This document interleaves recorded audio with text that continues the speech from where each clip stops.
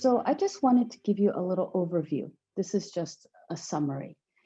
So you could see in one glance how we progress from negation. Remember, for Adorno, you pretty much end here. You can't really go beyond negation, right? And for someone like Bataille, who's interested in inner experience or spiritual experience and read some, if again things didn't read so well, but read some of the Hindu texts and Buddhist texts, will be interested in the existential affective dimension of what happens to you when you engage in this philosophy of negation.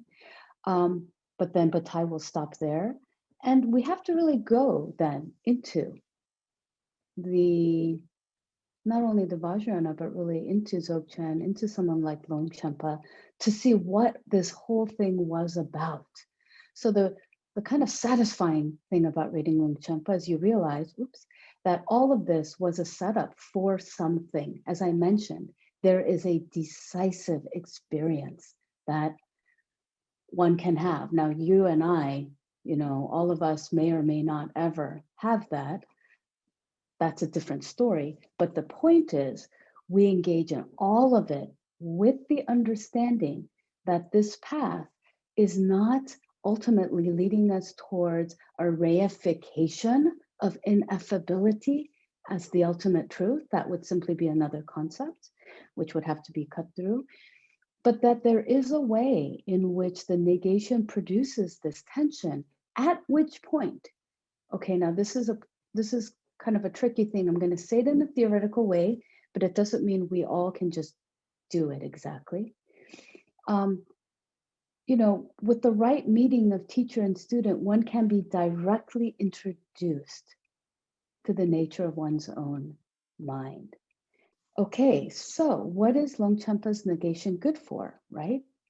Now, you might think, okay, if it's going to go beyond all of this, what is the point of getting that empty or that free or that beyond experience?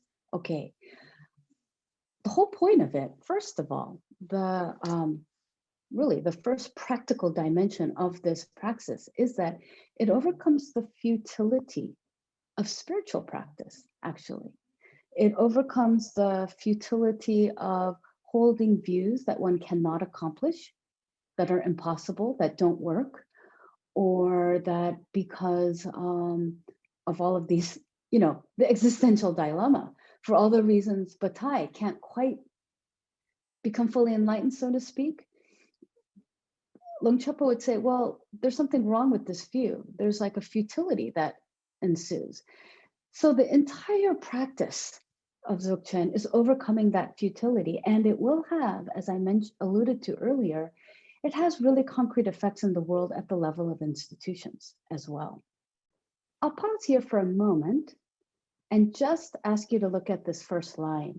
Cutting through resistance is the realization of intrinsic awareness. So here's the thing. I guess, Andrew, this is a different answer to it's not even a question, to the problematic you raised. That forget the word negation, which, you very precisely kind of pinned to what it is. But forget that. If we think negation isn't quite the Buddhist term anyway, cutting is very Buddhist. Let's jump from negation to cutting through, all right? Cutting through resistance, whatever the heck that entails, like I don't know what part of your body is doing that. Cutting through resistance is the realization of intrinsic awareness. It's not that you cut resistance and then there's like a pause and then fireflies swarm, right? That was the story about distraction. It's not like, hello, student, pause, look here, boom, now I shall deliver the truth. It doesn't happen that way, right? It's the cutting through. It's when you say, look, when you say dog, that pointing is the cutting through. And that moment of cutting through is already the awareness. It's an error if someone starts thinking it is inconceivable and inexpressible. It is an it.